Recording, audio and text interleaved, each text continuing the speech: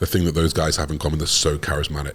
It's infectious through the camera. You know, you can feel and I think I've heard Bedros say it, he's like, I know that you motherfuckers listening to this right now, you feel what I'm feeling, because I mean it. And you're like, oh shit, I can feel it, I can. And so you believe it. Like, you gotta invest into it. Like, you're talking to someone how to speak better. It's real. Like, guys, if you can't speak, how are you gonna market yourself properly?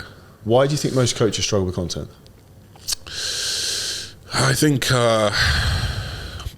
I don't think everyone's built for it, honestly. That's the reality, harsh reality. Like, a lot of these guys just ain't built for it.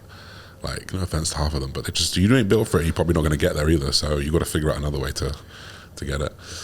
Go on. I would agree entirely. So I know, like, 1,000% certainty, like I'll say this to people on calls, like, you will fucking crush it, and I say 1,000% conviction because it's impossible. Like, I know when someone will do well, and I can see what they can't see. Yeah. And there's some people I'm like, you're flogging a dead horse with this, but also it's those are the people who are apprehensive about, like, oh, I don't know if I should be, like, they're the ones who are indecisive anyway. Because you see decisive people, the people who are successful just generally in life, because they'll make decisions and push themselves. But I think what happens is, in my opinion, entrepreneurship is amazing, and having an online coaching business is amazing. This is obviously not putting off it, because this is what we help people do. But it is really fucking hard. It is. And it's actually hardest at the beginning when you have the least amount of skill set, the least amount of resources, and your mindset's the weakest. Yeah. So if you actually look at it, you're almost set up to fail, ironically, which is why, like, the most important thing is to get out through that first initial phase. Otherwise, you're completely fucked, and you're not going to actually get success, and then you're just going to fail at the thing and then stop. And I failed at loads of things. Like, I tried Forex trading, lost some money on that. I had some CBD business, that didn't work. Like, I did loads of side hustles before online coaching, and like even tried a mentorship thing back maybe in like 2016 for coaching. It was terrible. And you can't just have one failure to be like, yo, I'm never ever starting a business again. Yeah. But you also have to be realistic with yourself. Like, you said you were destined to do great things. I always fucking knew I could do it. The other people around me didn't. And for me, that was like a burning desire of like, well, fuck everyone. Yeah, like, watch this. And I think sometimes you have to use what you have. If there's a bit of a chip on your shoulder, then that could be the superpower. But I think if you're listening to this and like, if it's not a fuck yes, I want to grow a business and do this, you probably shouldn't be doing it.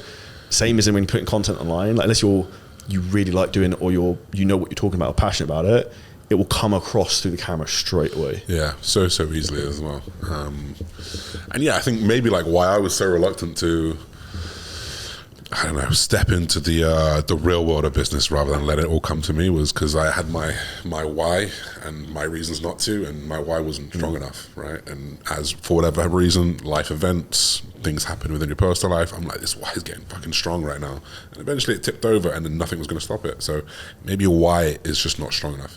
You're not prepared to learn how to do content better. Everything has a cost. I remember a good friend of mine was actually faced when I was moving to Dubai and splitting from my partner. I'd been with for like 10, 12 years, all this type of stuff. It's like, you can choose your suffering. It's like, you can either suffer intensely now, or you can suffer for the rest of your life. Yeah. And it's the same thing for people listening to this. If you're like, you're stuck in the matrix of the job, if I was as an estate agent for however many years, you either can just like, oh, this is quite cushy, I can stay here, or you can be like, well, I'm going to fucking have a go and try, and then see what happens. Yeah. It's a scary thought, though, that is, just trying, and what happens if you fail. And that's where I was stuck for a while.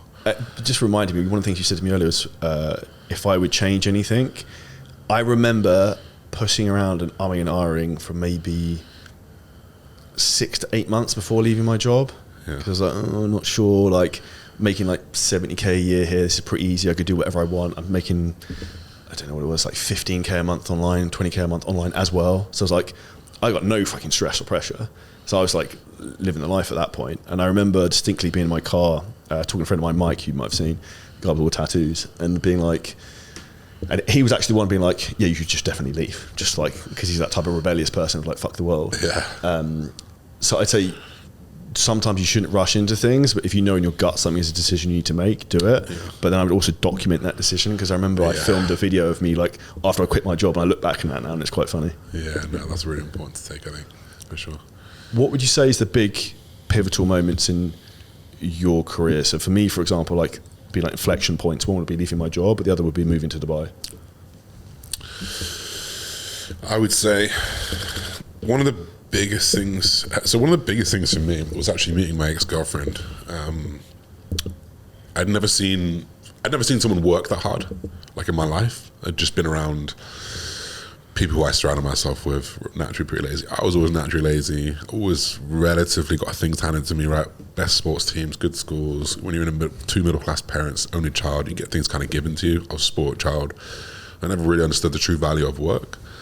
And when I met her and I saw her working, it was actually during COVID as well, so she was working from home. So I got to see her every day. And like, she would wake up before me. I'd wake up 2 hours after her. I'd probably be in bed before she would.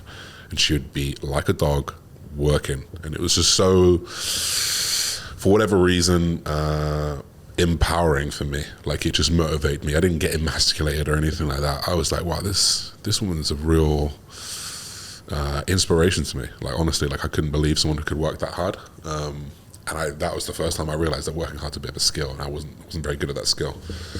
That was the biggest thing for me to change my life. Like, okay, I need to step up. If I want to be with this guy, I need to step up and at least do what she's doing, you know? So seeing her work so much for the same amount of wage that I did for a couple hours work a day, I had this just pit of self-loathing. Like, you're a scumbag, man. Like, what are you doing? You're floating by. You could be so much more. And I said that to myself enough times that I eventually was like, right, I need to do something about this. That was the biggest thing for me to work, to really understand the true power of hard work. And then just like when that decision came to come to Dubai, coming to Dubai was like more than just like, yeah, saving on tax and going to a nice, this was like, this is the turning of the page. This is where life happens. This is where you're in your prime, 28 years old, 29 years old. This is where the meat and bones this is where the main meal is, you know. Let's come to eat, let's make it a good one, because that dessert's going to taste sweet when you get there, you know. So that was like when I remember just sitting down in a place that I paid for, I'm like, it's time to be a man. It's time to grow the fuck up. It's time to do it. Those two things that really stick out for me. I think the first one shows the power of exposure. You mentioned learning to work hard. What did you do to do that?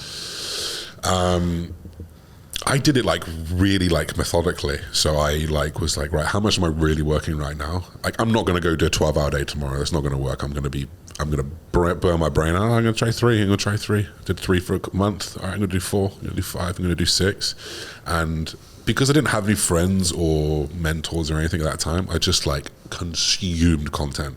Gary V sticks out. Gary V just fucking yapping at me all day. Like, you can do fucking better. How old are you? That's fine. Are you 50? You've still got time. Like, I'm like, oh my God. But I just obsessed over that content. And I put that was the only, they say, you show me your network, I'll show you your net worth. I didn't have any network. I didn't have like friends doing well. So I made Gary Vee my network. I made Tony Robbins my network. And I would just sit and consume that content. And like the power of words, the power of affirmation, the power of seeing someone do it, just slowly but surely built that ball.